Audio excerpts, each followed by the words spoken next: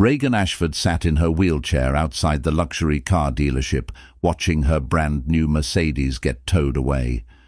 The mechanic with grease-stained hands had just told her mother that someone had deliberately cut her brake lines. But it was what he did next that changed everything. Eric Carter didn't see a helpless, disabled girl. He saw danger, and he was about to prove that sometimes the person trying to kill you is closer than you think. If you want to know how a single dad mechanic saved a billionaire's daughter and caught a killer, hit that subscribe button. This story will make you believe in guardian angels. Reagan Ashford was 26 years old, paralyzed from the waist down, and the sole heir to a $3 billion pharmaceutical empire. She'd been in a wheelchair for 4 years, ever since the riding accident that shattered her T10 vertebra and ended her Olympic equestrian dreams. The accident happened during the qualifying trials for the Tokyo Olympics. Reagan was 22, ranked 3rd in the world for show jumping, and riding her prize mare Duchess on a course she'd run 100 times. The jump was routine, 12 feet, clean approach, perfect form. Then Duchess stumbled mid-jump, twisted, threw Reagan sideways into the fence post at full speed. The impact crushed Reagan's spine. Duchess had to be put down. Reagan woke up in the hospital 3 days later, unable to feel her legs. The veterinary investigation showed Duchess had been drugged. Someone had injected her with a sedative 30 minutes before the competition, enough to affect her coordination, but not enough to be obvious. The case went nowhere. No suspects, no evidence, no justice. Reagan spent 6 months in rehabilitation, learning to live in a wheelchair, learning that her Olympic dreams were over, learning that someone had deliberately ended her career and nearly killed her, and she had no idea who or why. The rehab facility was sterile, clinical, full of other people learning to live with catastrophic injuries. Reagan's physical therapist, Marcus Chen, was brutally honest from day one. You can grieve what you lost, or you can build what's next. Both are valid, but only one moves you forward. Reagan grieved. She screamed. She cried. She threw things during therapy sessions when her arms couldn't do what her brain commanded. She watched other patients in wheelchairs navigate obstacles and felt rage that this was her life now. She'd been an Olympic-level athlete. Now she couldn't transfer from her wheelchair to a bed without assistance. The hardest part wasn't the physical limitations. It was the loss of identity. Reagan had been a rider since she was 6 years old, competed since she was 10, made the national team at 18.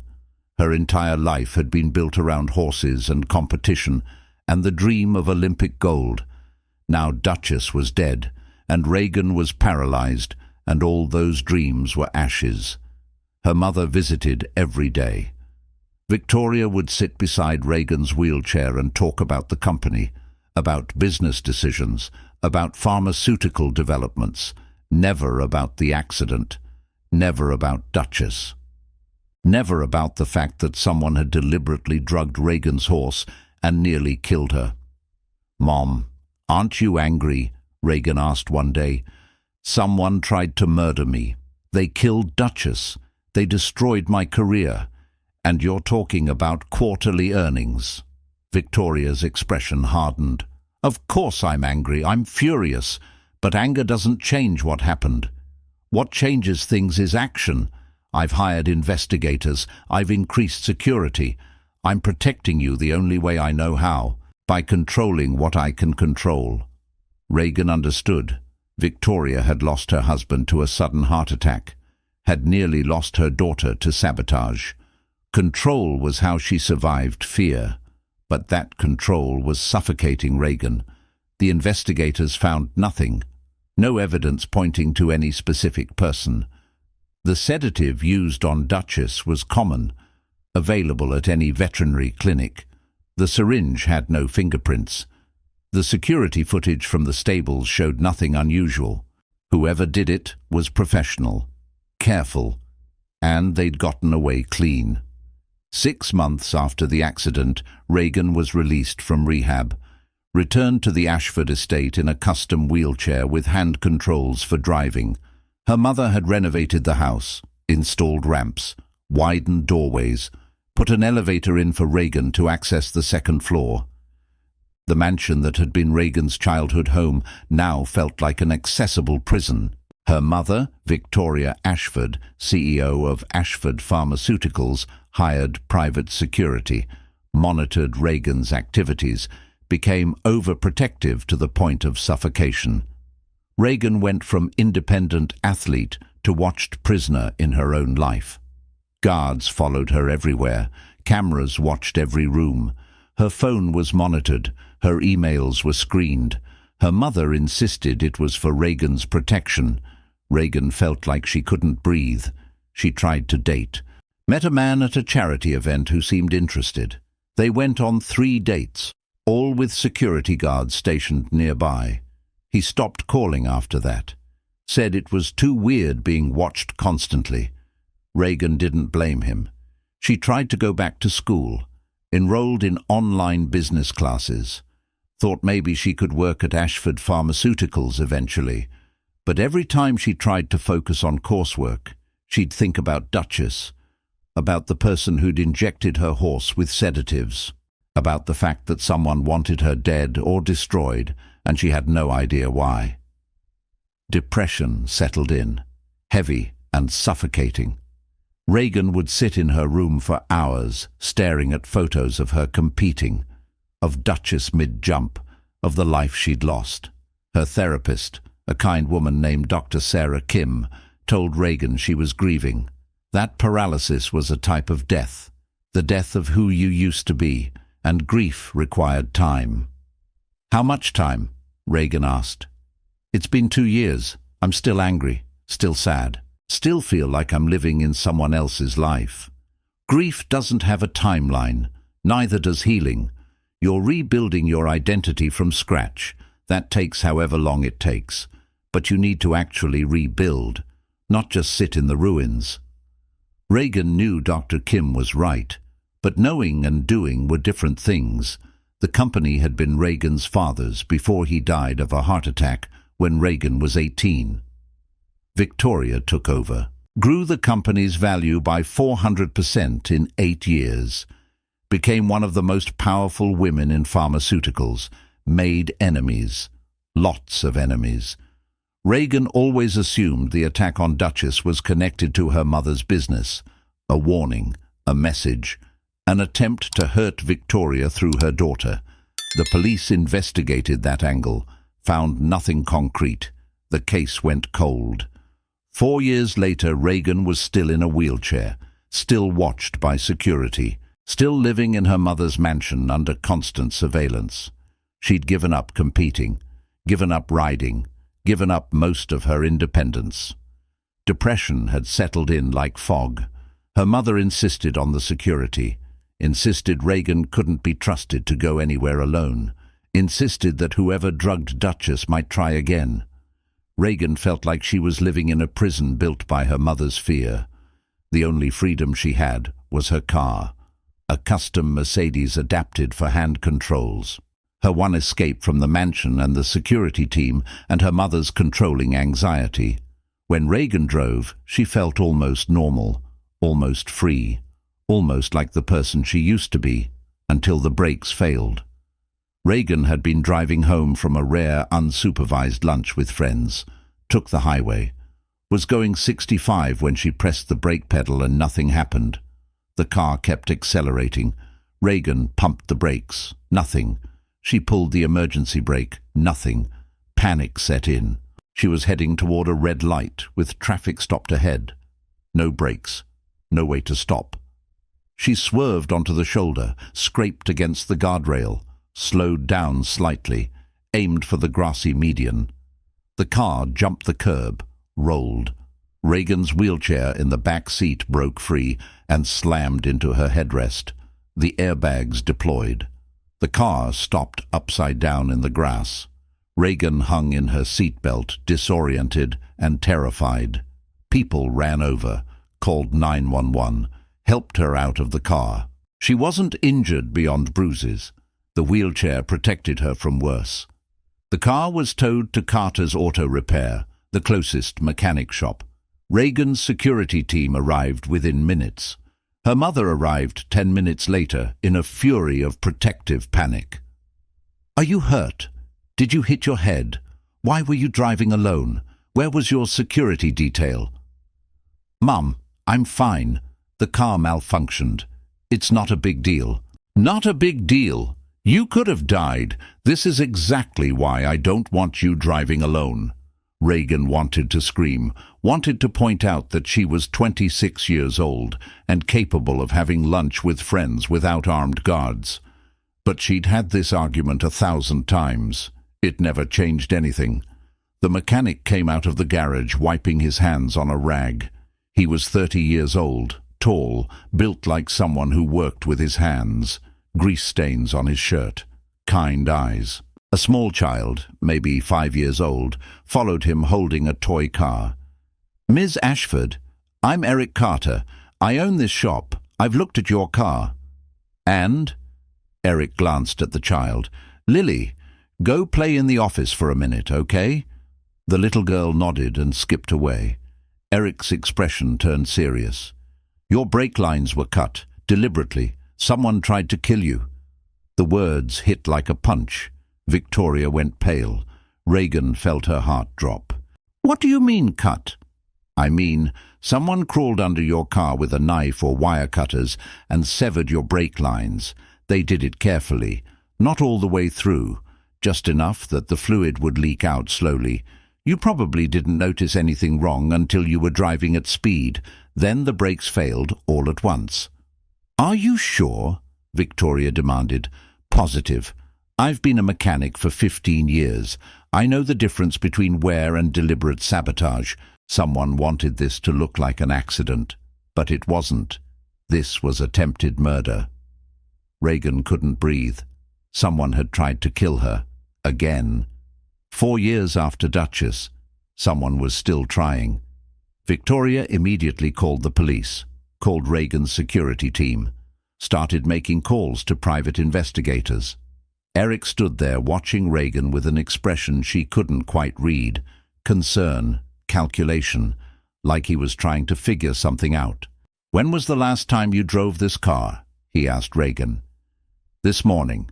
I drove to lunch with friends, parked in a public garage downtown for 2 hours, then drove home." "Anyone have access to your car?"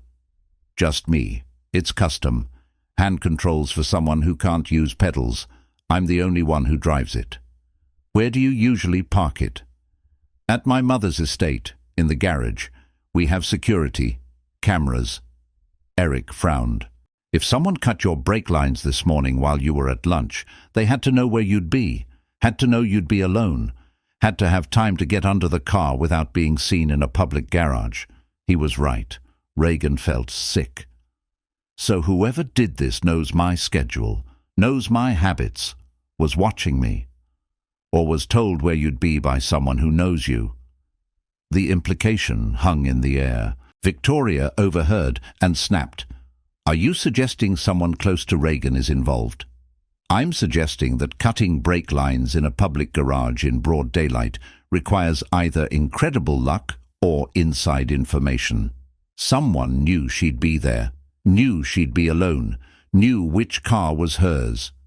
The police arrived, took statements, examined the car, confirmed Eric's assessment. The brake lines had been deliberately severed. This was attempted murder. They'd investigate. Check security cameras from the parking garage. Look for suspects." Reagan sat in her wheelchair feeling numb. Someone wanted her dead. Had wanted her dead for 4 years. And they'd tried again. Victoria was spiraling into protective mode. "You're not leaving the house. I'm doubling security. No more going anywhere alone. No more unsupervised trips. This ends now." "Mom, I can't live like a prisoner." "You can't live at all if someone kills you." Victoria's voice cracked. "I already lost your father. I'm not losing you too." Reagan understood her mother's fear. but she also understood that living in constant fear wasn't living at all. Eric appeared beside Reagan's wheelchair, knelt down so he was at her eye level, not condescending, just respectful. "Ms. Ashford, I have a daughter. She's 5. If someone was trying to hurt her, I'd move heaven and earth to keep her safe. Your mother's scared. Give her some grace." Reagan looked at him. This mechanic with kind eyes who'd just delivered the worst news of her life. Something in his direct gaze steadied her.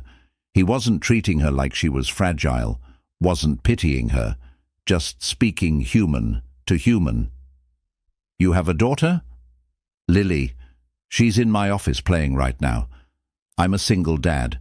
Been raising her alone since her mother left when she was 2. Walked out one morning and never came back.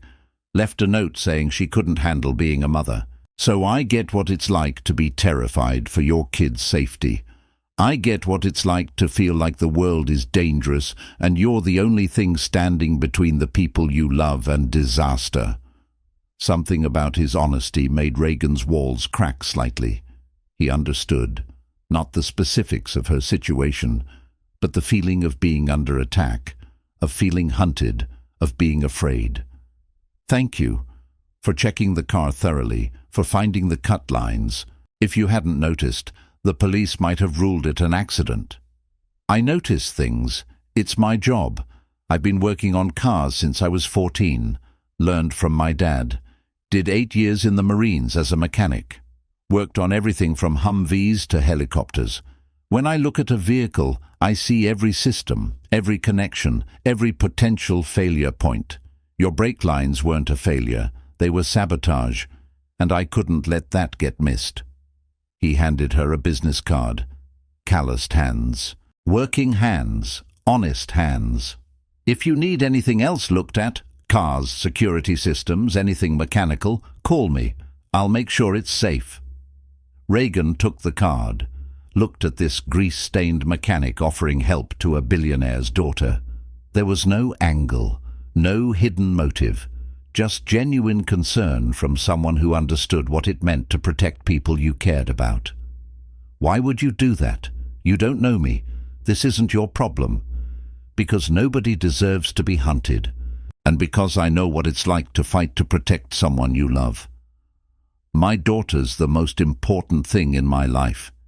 If someone was trying to hurt her, I'd want people helping, not because they had to, but because it was the right thing to do. Someone's trying to hurt you. That makes helping you the right thing to do." Reagan felt something shift in her chest. Gratitude, recognition, the beginning of trust. "Thank you, Eric. Just doing what's right. Call me if you need anything. I mean it." Victoria collected Reagan and swept her into the waiting car with her security team. The ride home was tense. Victoria on the phone with lawyers and investigators. Reagan staring out the window thinking about brake lines and drugged horses and someone who'd been trying to kill her for 4 years. Back at the Ashford estate, Victoria immediately implemented new security protocols. Reagan's movements were restricted. Her room was on the 2nd floor, accessible only by elevator. Guards stationed outside, cameras everywhere. Reagan felt suffocated. She understood the necessity, but hated the cage. Her phone buzzed. Unknown number.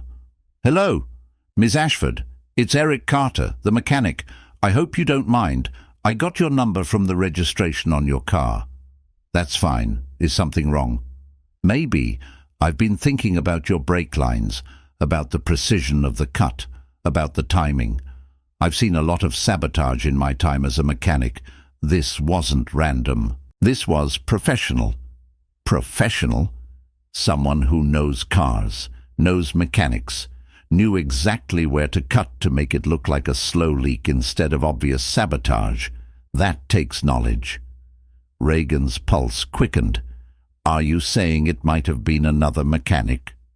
"I'm saying it was someone with mechanical knowledge. That could be a mechanic, could be a car enthusiast, could be someone who studied how to do this." He paused. "Ms. Ashford, Do you have enemies? Someone who'd want you dead? My mother has enemies, business rivals, people who want her company. I've always assumed the attack on my horse 4 years ago was connected to her. But I don't personally have enemies. I'm just the daughter. Just the daughter who inherits a $3 billion company if something happens to your mother. The implication made Reagan's blood run cold. You think this is about inheritance? I think someone benefits from you being dead. And I think whoever it is has been trying for 4 years. That's dedication. That's personal. That's someone close enough to know your schedule, your habits, your vulnerabilities. So what do I do? Trust no one. Question everything and watch your back. Because whoever this is, they're patient. And they're not going to stop until you're dead. The call ended. Reagan sat in her room staring at her phone. Trust no one. That was easy to say.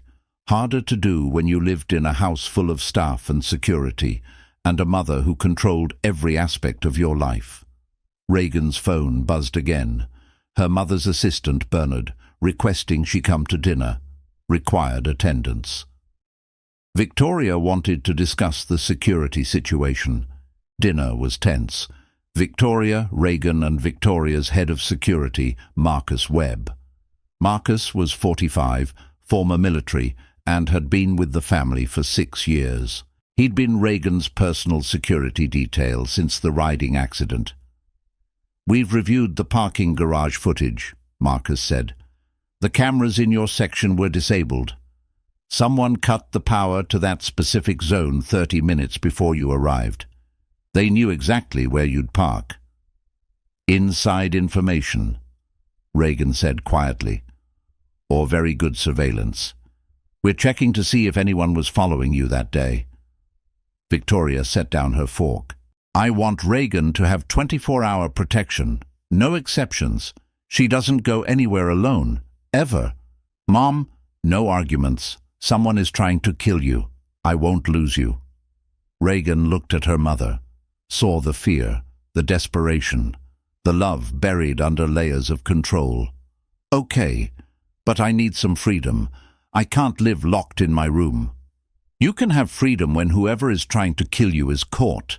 Marcus cleared his throat. Mrs. Ashford, with respect, keeping Reagan isolated might make her safer in the short term. But if this person is patient, and they've proven they are, they'll just wait. We need to be proactive. Draw them out. Absolutely not. I'm not using my daughter as bait. I'm not suggesting bait. I'm suggesting we make Reagan's life appear normal. See who takes the opportunity to strike. We'll be ready this time. Reagan listened to them discuss her life like she wasn't in the room. Felt the familiar frustration of being managed instead of consulted. I have an idea. They both looked at her. The mechanic, Eric Carter. He noticed the brake lines were cut. He called me with insights about the sabotage. He has mechanical knowledge.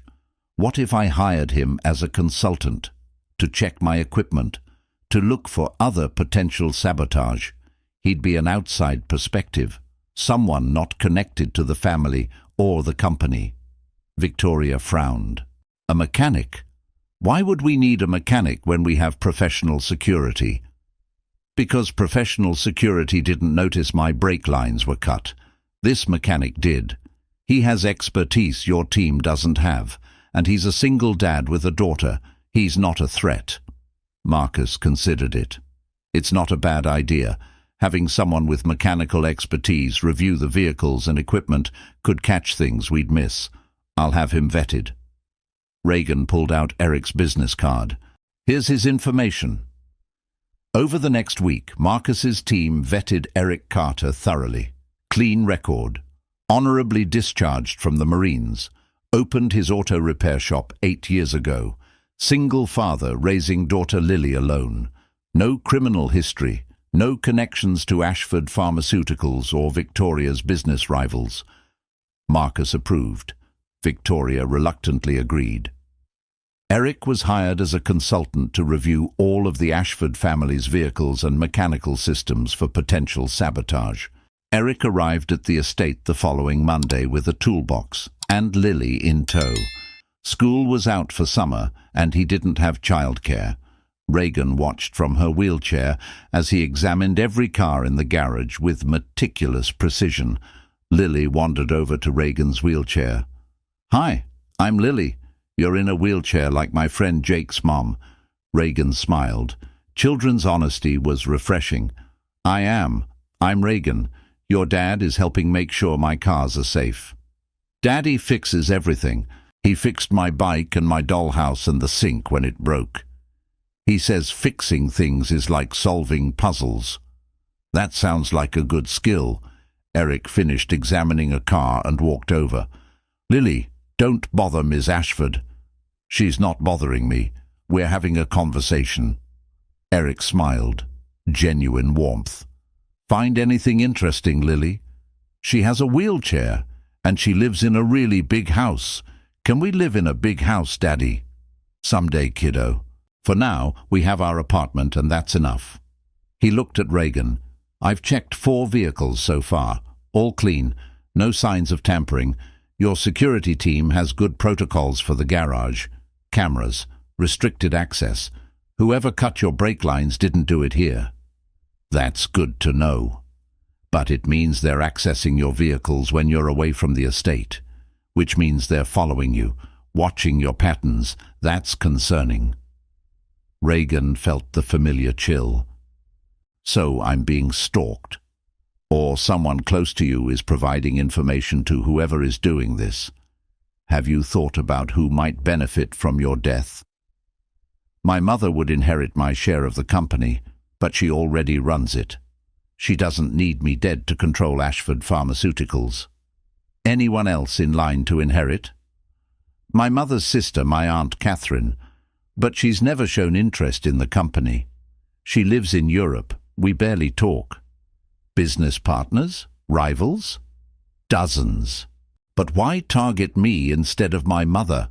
Eric crouched down to her eye level. "Respectful, not patronizing. Because killing a CEO creates investigations, scrutiny, chaos. Killing the heir creates sympathy, distraction, and opportunity. While everyone's focused on grief, someone could make moves on the company." Reagan hadn't thought of it that way. "So I'm collateral damage in a business play?" "Maybe. Or maybe it's personal. Someone who hates your mother enough to destroy what she loves most. You." The thought made Reagan sick. She'd spent 4 years assuming the attack on Duchess was random corporate intimidation. What if it was targeted specifically at her? What if someone hated her mother enough to murder her daughter? Eric stood up. "I'll finish checking the vehicles. Then I'd like to look at the elevator you use to access your room. Make sure nobody's tampered with the safety systems." "You think someone would sabotage the elevator?" "I think someone's tried to kill you twice. I'm not ruling anything out." Over the following weeks, Eric became a fixture at the estate. He checked every mechanical system, every vehicle, every piece of equipment Reagan used. His thoroughness was impressive. His presence was oddly comforting. Reagan would watch him work from a distance, the way he methodically examined every component, the care he took with each inspection, the notes he made in a worn notebook. He treated her safety like it mattered, like she mattered. Not because she was a billionaire heiress, but because she was a person worth protecting. Lily would play in the garden while Eric worked. Reagan started spending time with her, reading books, playing simple games, enjoying the uncomplicated honesty of a 5-year-old who didn't treat her disability like tragedy. At first, Reagan didn't know how to talk to children. She'd spent her life around horses and athletes and corporate functions. 5-year-olds were a mystery. But Lily made it easy. She'd run over with a book and climb right into Reagan's lap without hesitation. No fear of the wheelchair, no awkwardness, just a kid who wanted someone to read to her. "This is my favorite," Lily said, handing Reagan a worn copy of The Velveteen Rabbit. It's about a toy that becomes real because someone loves it. Reagan read the story, about the rabbit who wanted to be real, about the magic that happens when you're truly loved, about becoming worn and shabby through being loved, but becoming real in the process. She cried at the ending. Lily noticed. "Why are you sad? It's a happy ending. The rabbit becomes real." "I'm not sad. I'm happy. Sometimes people cry when they're happy." "Grown-ups are weird." Reagan laughed. "Yes, we are." "Why can't you walk?" Lily asked one afternoon. The question was direct, curious, not pitying. "I was in an accident. It hurt my back. Now my legs don't work." "Does it hurt?" "Sometimes, but mostly I'm used to it. Like how you get used to wearing glasses if you need them. It's just part of my life now. My daddy says when things break, you fix them. Can doctors fix your back?" "Not this kind of break. My spine was injured in a way that can't be repaired. Some things can't be fixed. You just learn to live with them differently." Lily considered this seriously. "Daddy says being different isn't bad. It's just different. Like how I'm left-handed and everyone else in my class is right-handed. Different, but not broken." Reagan felt tears prick her eyes. This child understood what so many adults didn't. Disability wasn't brokenness. It was just a different way of being. "Your daddy sounds very wise." "He is. He knows everything, except how to braid hair. He's terrible at braids. He tries really hard, but they always come out lumpy." Reagan laughed. Actually laughed, for the first time in weeks. The sound felt foreign, rusty, but good. "I could teach him if you want. I used to braid my horse's mane all the time." "Really? You had a horse?" "I did. Her name was Duchess. She was beautiful. A chestnut mare with a white star on her forehead." "Where is she now?" Reagan's smile faded. "She died. In the same accident where I got hurt." "I'm sorry. Losing things you love is sad. I had a goldfish named Sparkle and she died and I was sad for a long time. But Daddy said it's okay to be sad when you lose something you love. He said Sparkle wouldn't want me to be sad forever though. She'd want me to remember the happy times." Out of the mouths of children. "Your daddy is right. Duchess would want me to remember the happy times too." "Did you have happy times with her?" "So many. We jumped together, competed together. I loved riding her, feeling like we were flying." "That sounds magical." It was. Lily hugged Reagan spontaneously, small arms around her neck, pure compassion from someone too young to hide their feelings behind social niceties. Reagan hugged her back and cried quietly, mourning Duchess properly for the first time in 4 years. Eric found them like that. Lily hugging Reagan, Reagan crying. He didn't interrupt, just stood at a respectful distance until Lily let go. "Are you okay?" he asked Reagan quietly. "Yeah. Just remembering things I lost." Lily helped. She's good at that. She has this way of making people feel safe enough to feel their feelings. I don't know where she learned it. Wasn't from me. It was definitely from you. She's wise because you taught her to be kind. That evening, Reagan taught Eric how to braid Lily's hair. His large, grease-stained hands were surprisingly gentle, patient. He practiced on Reagan's hair first, carefully following her instructions. His fingers in her hair felt intimate, personal. Reagan felt something flutter in her chest that wasn't fear. He finally got it right on the 4th try. Lily beamed with her perfectly braided hair, ran to show the security guards her princess hair. "Thank you," Eric said quietly. "She's been asking for braids for months. I've been watching YouTube videos, but I can't get it right. Too clumsy." "You're not clumsy. You're gentle. There's a difference. You were afraid of hurting her. That's what made it hard." "I'm always afraid of hurting her. She's the most important thing in my life. I'd rather fail at braids than pull her hair and cause pain. Reagan understood that. Single parenting is hard. Is that experience talking? Observation. My mother raised me alone after my father died. She struggled to be both parents, to be everything I needed. I see her trying so hard and failing sometimes because she's so scared of losing me that she can't see she's suffocating me. It's not easy, being everything for someone you love. Eric sat down on the bench beside her wheelchair, close enough that she could smell motor oil and soap. Your mother loves you. I can see it. She's terrified of losing you. Maybe that makes her controlling, but it comes from a place of fear, of love, of not knowing how else to protect you. I know. I just wish she'd let me breathe. Let me live. I'm 26 years old, and I have armed guards following me everywhere. I can't date, can't go out with friends, can't have any independence. I survived the accident and the attempts on my life only to be imprisoned by my mother's fear. Have you told her that? Really told her? Not in anger, but in honesty. 1,000 times. She doesn't listen. She just tightens security more, adds more restrictions. I understand why. Someone's trying to kill me, but I can't live my life hiding. I'd rather take risks and actually live than be safe and miserable. Eric was quiet for a moment. My ex-wife left because she said I was too controlling, said I didn't trust her to be a mother, didn't give her space to figure it out on her own. I thought I was helping, thought I was protecting her from making mistakes. Turned out I was suffocating her, making her feel inadequate. By the time I realized it, she was gone, left Lily and me both. I'm sorry.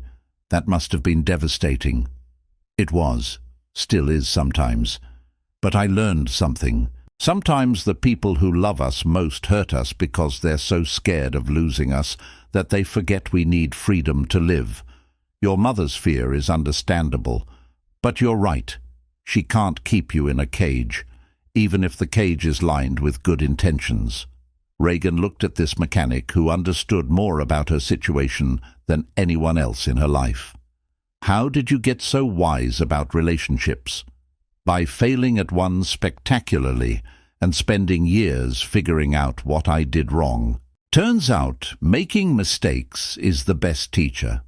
I lost my wife because I tried to control everything. I won't make that mistake with Lily. I protect her. But I also let her take age-appropriate risks. Let her skin her knees and make mistakes and learn. It's hard. Every day I want to wrap her in bubble wrap, but that's not living. Your ex-wife's loss. She walked away from something good. She walked away from something hard. I don't blame her anymore. Being a parent is terrifying. Some people can't handle that terror. They run. I get it now. I don't like it, but I understand it. They sat in comfortable silence. Lily chased butterflies in the garden. The sun was setting, painting the sky orange and pink. For the first time in months, Reagan felt almost peaceful, safe, not because of guards or cameras, but because of this man who saw her as a person worth protecting. Not the wheelchair, not the heiress, just Reagan. That evening, Reagan taught Eric how to braid Lily's hair. His large, grease-stained hands were surprisingly gentle. Patient, he practiced until he got it right. Lily beamed with her perfectly braided hair. "Thank you," Eric said quietly. "She's been asking for braids for months. I've been watching YouTube videos, but I can't get it right." "Single parenting is hard," Reagan said. "Is that experience talking?" Observation. My mother raised me alone after my father died. She struggled to be both parents, to be everything I needed. I see her trying so hard and failing sometimes. It's not easy. Eric sat down on the bench beside her wheelchair. "Your mother loves you. I can see it. She's terrified of losing you. Maybe that makes her controlling, but it comes from love. I know. I just wish she'd let me breathe. Let me live. I'm 26 years old, and I have armed guards following me everywhere. I can't date, can't go out with friends, can't have any independence. I survived the accident only to be imprisoned by my mother's fear." "Have you told her that?" "1,000 times. She doesn't listen. She just tightens security more." Eric was quiet for a moment. "My ex-wife left because she said I was too controlling, said I didn't trust her to be a mother, didn't give her space to figure it out.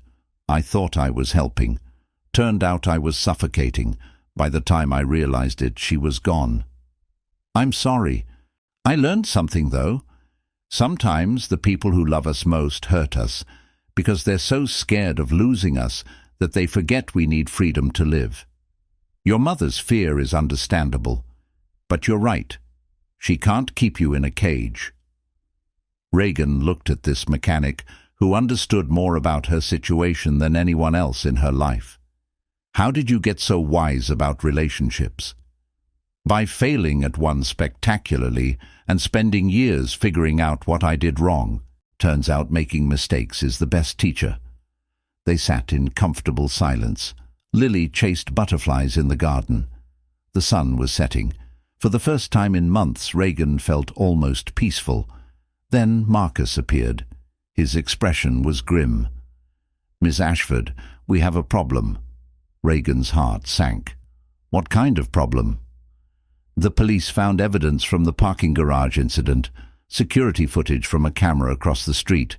It shows someone entering the garage wearing a maintenance uniform. They had access credentials, knew the camera blind spots, worked quickly and efficiently." "Did they identify them?" "The face was obscured, but the build and gait match someone we know, someone who has been on the estate, someone with access to your schedule." Reagan went cold. "Who?" Marcus looked uncomfortable. "Bernard, your mother's assistant." The world tilted. Bernard had been with Victoria for 8 years, had been at family dinners, had access to Reagan's calendar, knew her habits, was trusted completely. "You're saying Bernard tried to kill me?" "We're saying he's a person of interest. The police are bringing him in for questioning. Your mother is on her way home. She wanted me to tell you first." Eric stood up. "Get Reagan inside, now. If Bernard knows he's been identified, he might do something desperate." Marcus immediately called for additional security. Guards surrounded Reagan. Eric scooped up Lily. Everyone moved inside. The estate went into lockdown. Reagan sat in her room trying to process. Bernard. Kind, efficient Bernard, who remembered her coffee order and made sure her favorite books were on her nightstand. Bernard, who had been like family for 8 years. Her phone buzzed. Unknown number. She answered without thinking. "Hello?" "Reagan." Bernard's voice. Calm, cold. "I imagine you know by now." "Why? Why would you do this?" "Because your mother destroyed my brother. He worked at Ashford Pharmaceuticals, developed a drug that would have revolutionized pain management. She stole his research, patented it under the company name. He got nothing. He killed himself 3 years ago." Reagan felt sick. "I didn't know. I'm sorry. But why come after me? Why not my mother?" "Because taking her company wouldn't be enough. I wanted her to feel what my brother felt. Hopelessness, despair, the loss of everything she loves. Watching you die slowly. First your career, now your life. That's true suffering.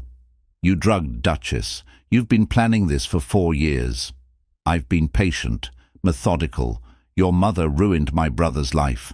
I wanted to ruin hers. Death is too quick. Grief is forever." "Where are you?" "Close enough. Tell your mother this isn't over. I will finish what I started." The line went dead. Reagan's hands shook. She called Marcus immediately, relayed the conversation. The estate went into full security protocol. Police arrived, searched for Bernard. He'd disappeared. His apartment was empty, his bank accounts cleaned out. He'd planned his escape meticulously. Victoria arrived home devastated. I didn't know about his brother. There was research that looked promising, but the scientist died before completion. We patented it to protect the investment. I didn't steal anything. Marcus showed her the evidence. Bernard's brother was Dr. James Wilson. He was lead researcher on the pain management drug. He signed an employment contract giving Ashford Pharmaceuticals rights to any research conducted using company resources. It was legal, but Bernard believed you stole his brother's work. So he's been methodically destroying my daughter for 4 years because of a misunderstanding. He's been destroying your daughter because he blames you for his brother's death. This isn't about the drug. It's about revenge.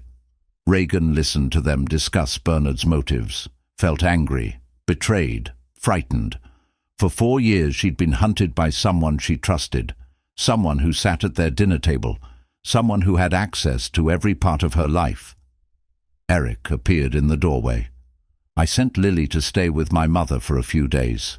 Figured this situation is too dangerous for a kid to be around.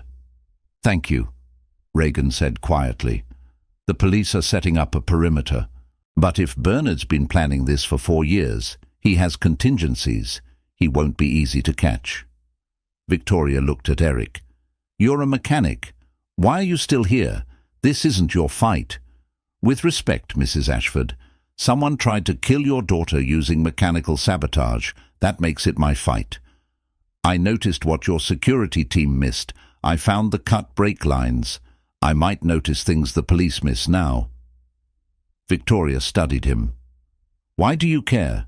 You barely know Reagan. Because I have a daughter. And if someone was hunting her, I'd want every person with useful skills helping to keep her safe. I have skills you need, so I'm staying. Marcus nodded. He has a point. Eric's been helpful. His mechanical expertise could catch things we'd miss. Victoria looked exhausted. Fine, stay, but if you get in the way of the investigation, you're out. Over the next 3 days, police searched for Bernard. Found nothing. He'd vanished like a ghost. Reagan was essentially under house arrest. Guards outside her door, cameras everywhere. No privacy, no freedom, just fear. Eric stayed at the estate, reviewed every mechanical system daily, checked for new sabotage, became Reagan's connection to normalcy in the chaos. They'd talk in the evenings, about everything and nothing. Eric would tell stories about Lily. Reagan would share memories of riding Duchess before the accident. They connected over shared experience of loss and single parents and learning to rebuild after life fell apart. Do you ever miss the person you were before? Reagan asked one night. Before Lily's mother left? Before everything changed? Eric was quiet. Sometimes, but I don't know if I miss who I was or just miss the simplicity. Life was easier when I didn't know how hard it could be, but I also wasn't as strong. Losing her taught me I could survive anything. Raising Lily alone taught me patience and resilience. I'm a better person now than I was then, just a more tired one.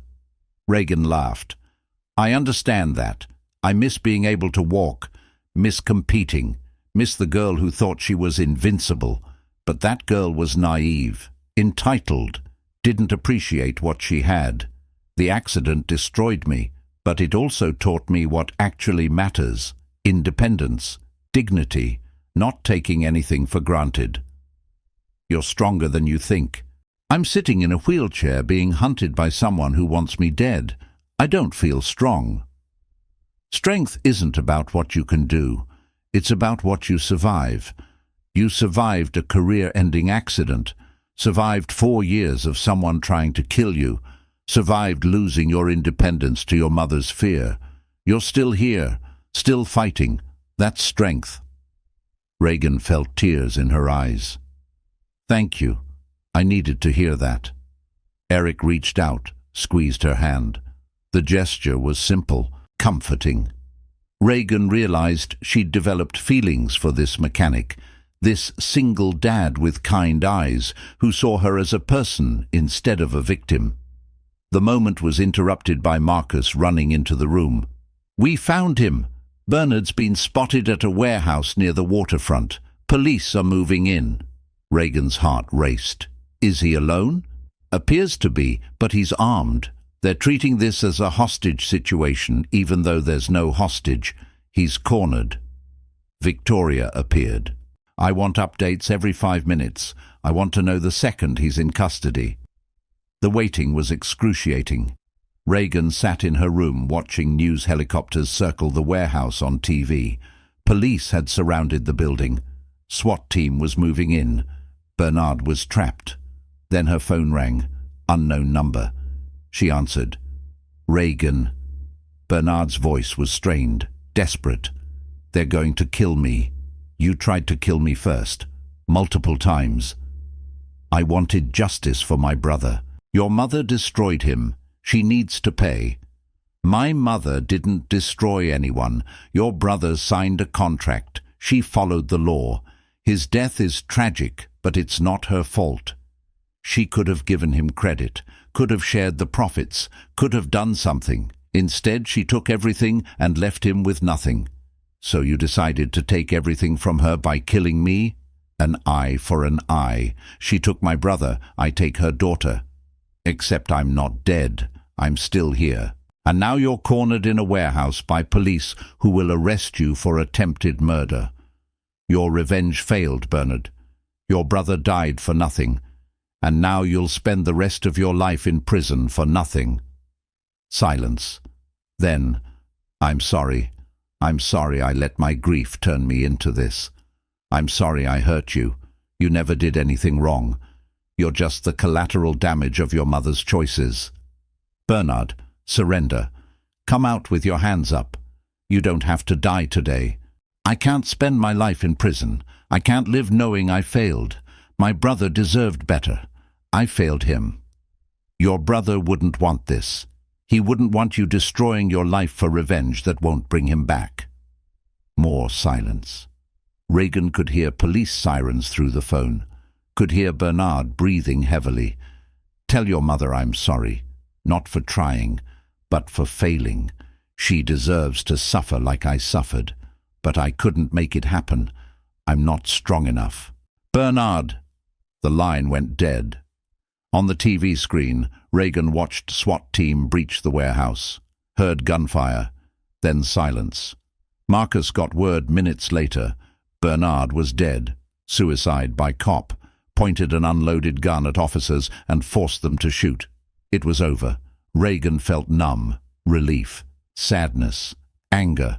Bernard had spent 4 years trying to kill her because he blamed her mother for his brother's death, had drugged Duchess, had cut her brake lines, had made her life a nightmare, and now he was dead, and none of it mattered.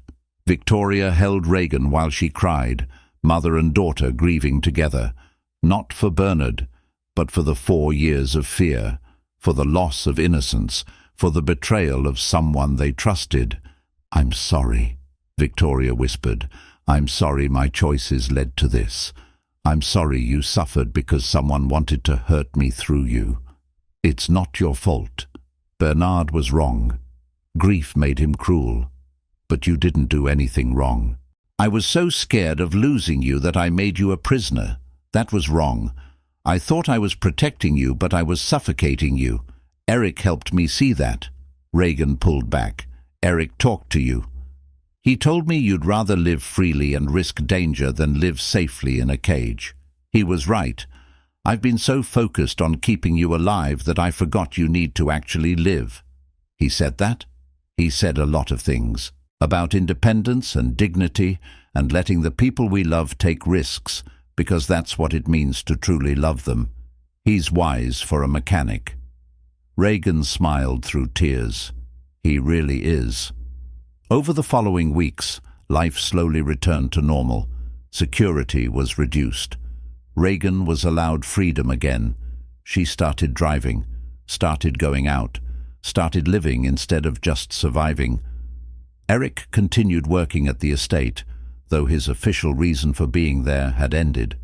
Victoria kept him on as a consultant for vehicle maintenance, but really, everyone knew he was there because Reagan wanted him there. They'd spend evenings talking. Lily would visit on weekends. Reagan taught Lily to braid hair and read books and paint, watched Eric parent with patience and love, and saw what a good father looked like. 6 months after Bernard's death, Reagan finally admitted what everyone else already knew. "I have feelings for you." Eric looked up from the car engine he was examining. "I know." "You know? You're not subtle. Also, my 5-year-old pointed it out. She said you look at me the way princesses look at princes in her storybooks." Reagan laughed. "And? And I have feelings for you too. Have for months. But I didn't want to take advantage. You've been through trauma. I didn't want to be the guy who swooped in during vulnerability and confused gratitude for love. It's not gratitude. It's genuine. You saw me as a person when everyone else saw me as a victim. You treated me with respect and honesty. You made me feel normal. I love that about you. I love you." Eric set down his tools, walked over to her wheelchair, kneeled down so they were eye level. "I love you too. I love your strength, your resilience, your kindness to Lily, the way you laugh, the way you never give up. I love all of you." They kissed, soft and tentative at first, then deeper, both of them smiling, both of them finally admitting what had been obvious for months. Victoria found them kissing in the garage, cleared her throat. They broke apart like guilty teenagers. "About time," Victoria said dryly. "You two have been dancing around each other for months. I was beginning to think I'd have to lock you in a room together." Reagan blushed. "Mom, I'm not blind. Also, Lily told me 3 weeks ago that her daddy was going to marry you. I assumed she knew something I didn't." Eric laughed. "Lily has opinions about everything. She's a smart kid, takes after her father." Victoria looked at Eric seriously. "You're good for my daughter. You see her, really see her.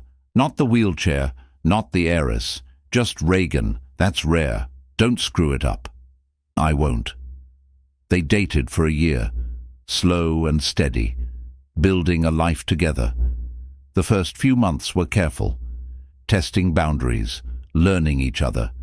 Eric would visit the estate to check vehicles and equipment, would stay for dinner, would let Lily play with Reagan while he worked.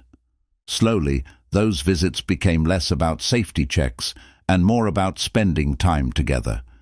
Reagan learned about Eric's life, how he'd grown up poor in a small town, how he'd joined the Marines to escape and learn a trade, how he'd met his ex-wife Amy in a bar near the base, how they'd gotten married too young and had Lily too soon and struggled with the transition to parenthood, how Amy had spiraled into postpartum depression and Eric had tried to fix it by being more helpful, more involved, more controlling, how that had backfired spectacularly. "I thought I was helping," Eric said one evening. They were sitting by the pool while Lily splashed in the shallow end. Amy was struggling, couldn't get Lily to stop crying, couldn't figure out breastfeeding, couldn't sleep. So I took over, did the nighttime feedings with bottles, changed all the diapers, made all the decisions about schedules and routines. I thought I was being a good husband. "But you weren't giving her a chance to figure it out herself," Reagan said softly. "Exactly. I was sending the message that she was failing, that she couldn't handle being a mother. By the time I realized what I was doing, she'd already checked out emotionally, left 6 months later, said she couldn't stay with someone who made her feel inadequate every day. That must have hurt. It did, still does. But she was right. I did make her feel inadequate. Not intentionally, but impact matters more than intent. I learned that the hard way." Reagan told Eric about her life too, about growing up as the daughter of pharmaceutical executives, about the pressure to be perfect, about finding freedom with horses, about Duchess and the years of competition, about the accident and the investigation that went nowhere, about living under her mother's suffocating protection. "I love my mother," Reagan said, "but sometimes I feel like I'm suffocating, like I can't breathe." She means well, but well-meaning control is still control. "Have you thought about moving out? Getting your own place?" "Where would I go? I need accessible housing, security. Someone's still trying to kill me, remember? At least here I have protection." Protection or prison? The question hit hard. Maybe both. They fell in love slowly, carefully, neither of them rushing. Both of them carrying scars from past hurts. Both of them learning to trust again. Reagan got to know Lily better, became a parental figure, learned to love this bright, curious child who accepted Reagan's wheelchair without question. Lily would ask for Reagan specifically, want Reagan to read bedtime stories, want Reagan to help pick out clothes, want Reagan's opinion on everything from snacks to TV shows. The bond formed naturally, easily, like they'd always been meant to be family. Eric moved into the estate after 8 months. Victoria converted the pool house into an apartment for him and Lily. They became a blended family. Reagan, Eric, Lily, and Victoria. Unconventional but functional. Victoria and Eric had an interesting relationship. She respected his honesty, his work ethic, the way he loved Lily. But she was also protective of Reagan, worried that Eric might be using her daughter for money or status. "You know I'm not with her for the inheritance, right?" Eric said to Victoria one evening. They were in the kitchen. Reagan and Lily were watching a movie in the other room. "I know. If you were, you'd be doing a terrible job. You haven't asked for anything. You still work at your shop. You pay for Lily's expenses yourself. You're either genuinely in love with my daughter or you're playing a very long game." "I'm in love with her, completely. I don't care about the money or the company or any of it. I just want Reagan, and Lily wants a mother. Reagan's it." Victoria studied him. Reagan's been through hell, the accident, the attacks, 4 years of living in fear. "If you hurt her, I will destroy you. I have the resources to make your life very difficult. If I hurt her, I'll deserve whatever you do to me, but I'm not going to hurt her. I'm going to spend the rest of my life making sure she's safe and loved and happy." "Good. Then we understand each other." Lily started calling Reagan Mom about 10 months in. It happened naturally. They were at the breakfast table. Lily wanted more juice, said, "Mom, can you pass the juice?" Without thinking, Reagan froze, looked at Eric. He smiled encouragingly. "Of course, sweetheart," Reagan said, passing the juice with shaking hands. Later, when Lily was playing outside, Reagan cried, happy tears, grateful tears. "She called me Mom." "She's been calling you that in her head for months," Eric said, holding her. "She was just waiting for it to feel right to say out loud." "I never thought I'd be a mother. The accident stole so many dreams. Olympic competition, walking, independence. I thought motherhood was gone too." "You're an amazing mother. Lily adores you, and you're teaching her so much about kindness, about resilience, about accepting people's differences." "I'm just loving her. That's what makes you a good mother. You love her without conditions, without pressure. You let her be herself. That's what kids need." Reagan felt something settle in her chest. Peace. Purpose. She wasn't just Reagan, the disabled heiress, anymore. She was Reagan the mother. Reagan the partner. Reagan who had a family and a future despite everything she'd lost. Eric proposed on the anniversary of the day Reagan hired him. Took her back to his auto shop where they'd first met. Got down on one knee in the garage, surrounded by tools and grease and the smell of motor oil. "Reagan Ashford, you're the strongest person I've ever met. You survived someone trying to kill you, survived losing your career, Survived your mother's overprotective love. You survived everything life threw at you and came out stronger. I want to spend the rest of my life watching you be amazing. Will you marry me?" Reagan said yes through tears. They kissed in the garage where he'd first saved her life by noticing cut brake lines. The wedding was small, close friends and family. Lily was flower girl, wearing a dress she picked herself, purple with sparkles. Victoria walked Reagan down the aisle. Eric's mother cried happy tears watching her son marry a woman who loved his daughter. They wrote their own vows. Reagan went first. "Eric, you saved my life, not just by finding the sabotage, but by seeing me as a person worth saving. You never pitied me, never treated my wheelchair as tragedy. You just loved me, all of me. You gave me freedom and dignity and a family I never thought I'd have. I love you. I love Lily. I love the life we're building. I choose you, every day, forever." Eric's voice shook as he spoke. "Reagan, I thought I was just fixing cars the day you walked into my life. Turns out I was meeting my future. You challenged me, made me better, loved my daughter like she was yours, showed me that strength isn't about what you can do physically. It's about what you survive emotionally. You're the strongest person I know, and I'm honored to spend my life loving you." They were pronounced married.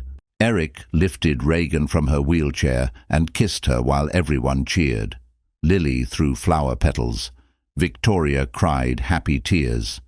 5 years later, they sat in their backyard watching Lily, now 10, practice soccer with her team. Reagan coached from her wheelchair, shouting instructions and encouragement. Eric grilled burgers, his apron saying, "Dad Joke Champion." Victoria played with Reagan and Eric's 2-year-old twins, Emma and James, who'd been born via surrogate 3 years into the marriage. The twins had been a surprise. Reagan had assumed children were impossible, but Eric had researched options, presented possibilities, made it clear he wanted a family with her in whatever form that took. They'd chosen surrogacy, used Reagan's eggs, Eric's sperm. Victoria's friend had carried the pregnancy, and now they had twins who looked like both of them and brought chaos and joy to every day. "I never thought I'd have this," Reagan said quietly, watching Emma toddle after a butterfly while James tried to eat grass under Victoria's watchful eye. "A husband, kids, a family. After the accident, I thought that part of my life was over. Thought disability meant giving up on certain dreams." "You deserve all of it," Eric said, kissing her. He tasted like barbecue sauce and happiness. "I got lucky. You saw past the wheelchair when everyone else couldn't. I didn't see past it. I saw you. The wheelchair is part of you, part of your story, part of what makes you who you are. I loved all of it from the start. The strength, the resilience. The woman who survived assassination attempts and still found room in her heart to love my daughter. How could I not love you?" Reagan looked at her family. At Lily scoring a goal and celebrating with her team. At the twins laughing with their grandmother, covered in dirt and happy. At her husband who'd saved her life by noticing cut brake lines and then saved it again by seeing her as a person worth loving. Parker Technologies.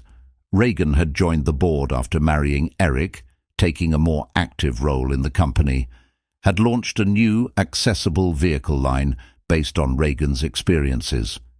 Every car designed with disability in mind from the ground up. Eric consulted on the designs. Reagan tested the prototypes. Together they'd created something that helped thousands of people with disabilities have the freedom Reagan had almost lost. Bernard had tried to destroy her, had spent 4 years hunting her, had wanted her dead as revenge against her mother for something she hadn't even done, had drugged Duchess, had cut brake lines, had made Reagan's life a nightmare of fear and surveillance, but he'd failed. Reagan had survived, had built a beautiful life from the ashes of tragedy, had found love and family and purpose, had turned her pain into something meaningful by helping others in similar situations. Victoria had changed too. After Bernard's death, she'd loosened her control, given Reagan space, apologized for years of suffocation masked as protection.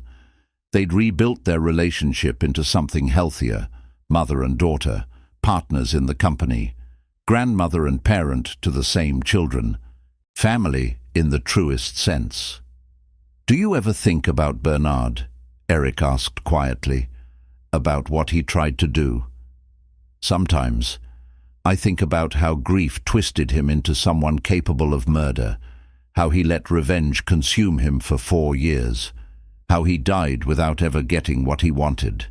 It's sad, tragic. He could have honored his brother's memory by living well. Instead, he destroyed himself, trying to destroy us." "Do you forgive him?" Reagan considered. "I don't know if I forgive him, but I don't hate him anymore. He was broken by loss, made terrible choices, hurt people who didn't deserve it. But in the end, he's dead, and we're alive and happy. That's justice enough." Lily ran over, sweaty and glowing. "Mom, did you see my goal?" "I saw it. That was amazing. You're getting so good." "Can we get ice cream to celebrate?" "Absolutely. Go ask your dad." Lily ran to Eric. "Dad, can we get ice cream? I scored 2 goals." "Ice cream for the champion.